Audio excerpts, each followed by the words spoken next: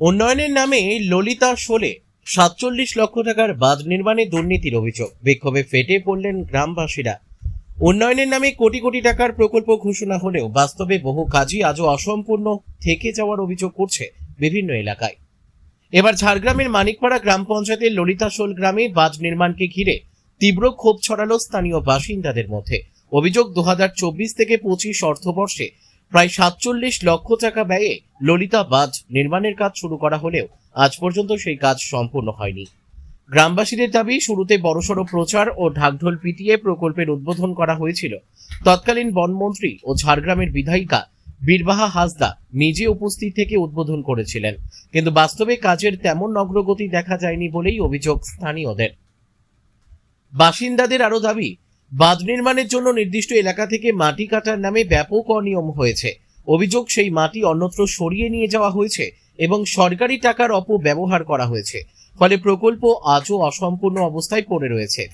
সম্প্রতি ওই বিতর্কিত বাঁধ পরিদর্শনে আসেন সেচ দপ্তরের এক ইঞ্জিনিয়ার। তাকে দেখেই ক্ষোভে ফেটে পড়েন গ্রামবাসীরা। ইঞ্জিনিয়ারকে ঘিরে ধরে দীর্ঘক্ষণ বিক্ষোভ দেখান এলাকার মানুষ। তাদের অভিযোগ, দীর্ঘদিন ধরে সমস্যা জানানো হলেও প্রশাসনের পক্ষ থেকে কোনো কার্যকর পদক্ষেপ নেওয়া হয়নি। গ্রামবাসীদের একাংশের বক্তব্য, আগে এই ধরনের দুর্নীতির বিরুদ্ধে মুখ খুলতে গেলে রাজনৈতিক চাপ ও হুমকির মুখে পড়তে হতো, তবে বর্তমানে পরিস্থিতির পরিবর্তনের কারণে সাধারণ মানুষ আরও সাহসের সঙ্গে প্রতিবাদে সামিল হচ্ছেন বলেও দাবি তাদের। এদিকে ঘটনাকে কেন্দ্র করে তৃণমূল সরকারকে তীব্র আক্রমণ করেছেন ঝাড়গ্রাম বিধানসভার বিজেপি বিধায়ক লক্ষ্মীকান্ত সাউ। তিনি বলেন, তৃণমূল সরকার সব জায়গায় দুর্নীতি করেছে, লুটপাট করে সরকারি টাকা আত্মসাৎ করা হয়েছে। যারা দুর্নীতি করেছেন তাদের জেলের ভাত খেতে হবে। এলাকার বাসিন্দারা গোটা ঘটনার নিরপেক্ষ তদন্ত এবং দোষীদের বিরুদ্ধে কড়া শাস্তির দাবি জানিয়েছেন। ঝাড়গ্রাম থেকে অরূপ ঘোষের রিপোর্ট, বিগ নিউজ বাংলা। আপনার নাম? নিরাপত্তা দল। কি প্রবলেম হয়েছে এখানে? বাঁধের প্রবলেম। কি হয়েছে? বাঁধকে কেটে হাফ করে দিয়েছে কমিটি, 5 জন 10 জনে কি করেছে আমরা নিজেরাই জানিনি, গ্রামের লোককে জানাইনি। ওরা নিজেরাই দোকানে গিয়ে মিটিং করে বসে লিছে 4-5 জনে। মাটি বিক্রি হচ্ছে, বাঁধের মাটি। আজকে কি হচ্ছে? আজকে ওই যে স্যার এসছে, ইঞ্জিনিয়ার সাহেব। আপনারা কি চাইছেন? আমরা চাইছি সুষ্ঠুভাবে কাজটা হোক, আর যেটা শিডিউল আছে সেইভাবে কাজ হোক, আর কমিটিকে ডাকা হোক, আমাদের শিব মন্দিরে বসা হবে।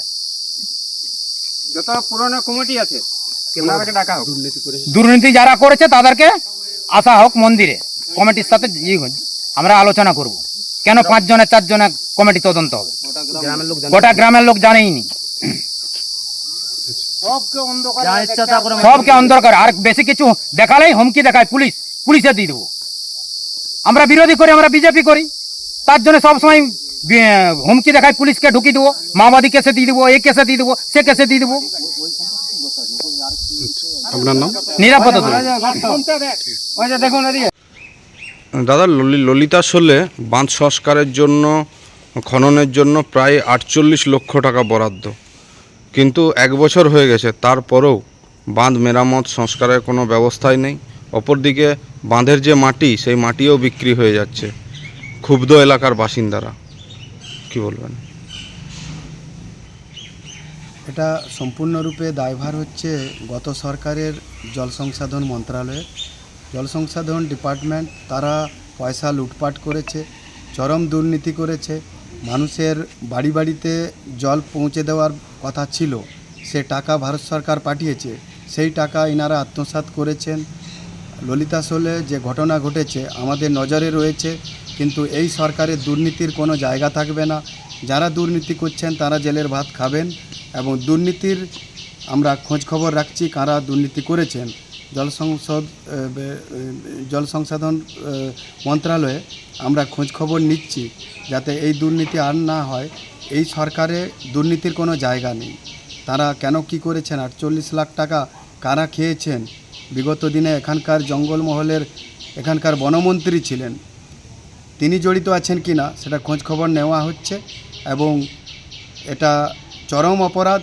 আমরা খোঁজ খবর নিচ্ছি, গ্রামবাসীদের আশ্বস্ত করতে চাই খুব তাড়াতাড়ি এর দ্রুত সমাধান হবে। এবং কেন 1.5 বছর 1 বছর ধরে পড়ে আছে ওই জায়গাটার 48 লাখ টাকা কে খেলো, সে যদি বনমন্ত্রীও খেয়ে থাকেন, ঘর থেকে তুলে ওনাকে জেলে ঢুকিয়ে দেওয়া হবে।